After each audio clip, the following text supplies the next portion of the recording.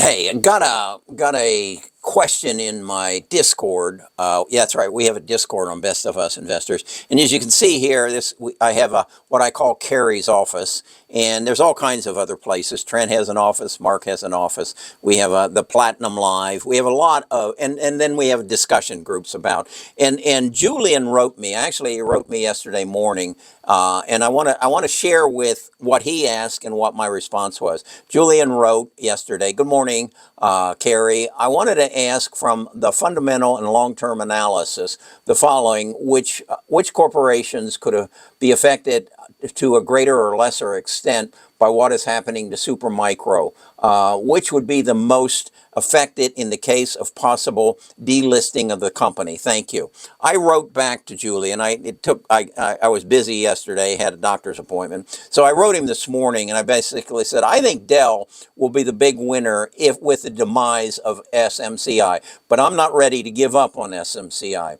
To my way of thinking, if I'm Amazon, Google, Microsoft, and I'd add Meta, and I'm rushing to fill my data centers with GPU servers, high-level GPU servers, so that I can market my AI platforms, I'd be concerned. I realize that for Dell and HP to gear up to replace SMCI's delivery capacity, it's going to take 2 years. As I understand, SMCI has something in the neighborhood of 3 to 4 manufacturing facilities. 2 years to build out, or they could buy SMCI and get it done in maybe 3 months. Or if I'm NVIDIA, Amazon, Google, I'll add Microsoft and Meta, I could become a partner and clean up the mess in about 3 weeks. I feel there are too many companies that will get hurt if the server supply chain is broken. And that's what we're talking about, a supply chain problem.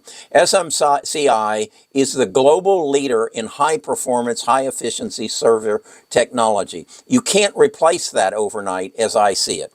And that's, I think, the nuts and bolts of this situation. And then I just wanted to share this to kind of understand the magnitude of it. Back in, what was it, in March, SMCI was March of 24, was up to 120 a share. Right now it's at 21.32. Back in the 1st of November it was at 50. So it's lost 60% of its value from October the 29th to today, November the 6th. And this is all because of fear. Is it reality or is it not? I don't know. What I'm saying is I think if you're an investor, you need to look beyond the obvious. When you can see here, the obvious is taking place. When the first rumor came out, that's the volume level. And so you can see a panic came in. Another panic here and another drop. Dropped through the support level and is now down here even below its support level, dating back to, where would that be? To December of 23. That's kind of where it's at now. Its next support level is back to, let's see, that's October of 23, and that's where it's trading right now.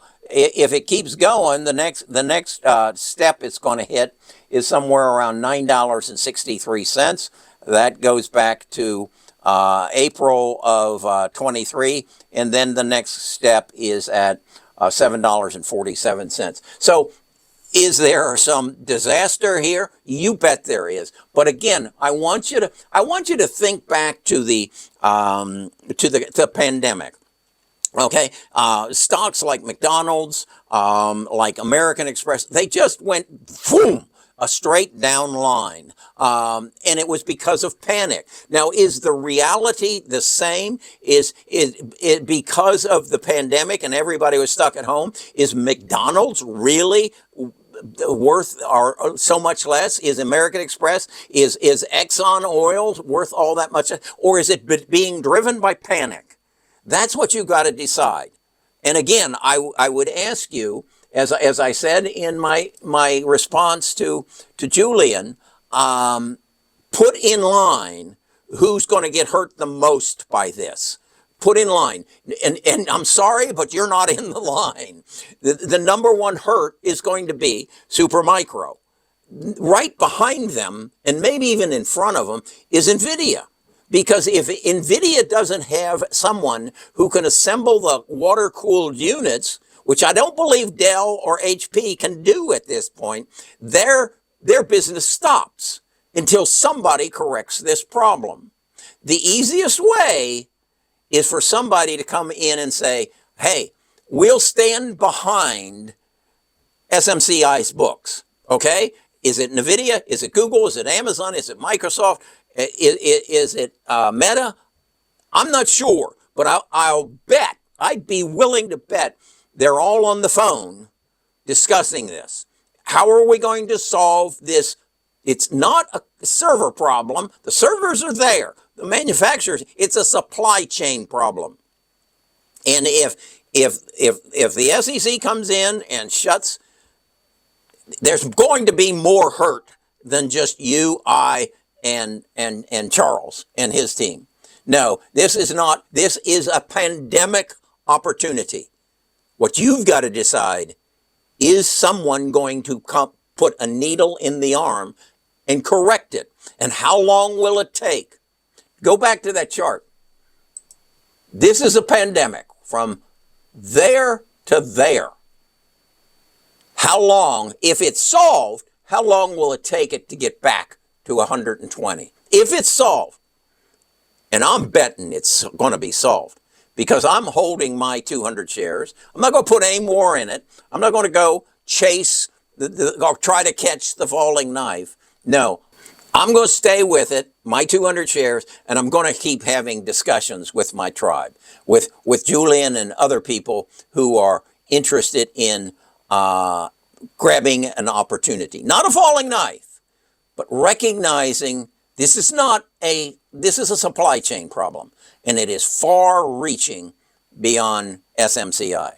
Okay, that's my take on it. Sorry, not a well-produced video, but this is what we do at Best of Us Investors. We have a community that challenges each other to think. I wouldn't have thought this through like I have without Julian's prompting. Thank you, Julian. Keep the letters coming.